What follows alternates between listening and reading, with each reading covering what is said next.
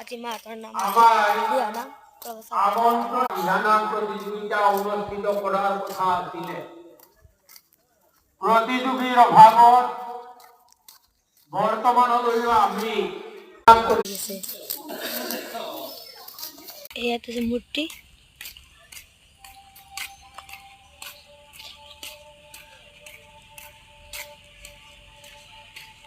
লক্ষ্মী, গোপী, লক্ষ্মী, মা সৰস্বতী। অলপ পাছত মাহঁতে নাম পৰিৱেশন কৰিব, চাই থাকক। মাহঁতে নাম পৰিৱেশন কৰিব আৰু আপোনালোকে চাই থাকক। আজি নাম পৰিৱেশন কৰা দৃশ্য। আৰু এইটো ভিডিঅ' আমি পাৰ্ট 1 পাৰ্ট 2 চাব।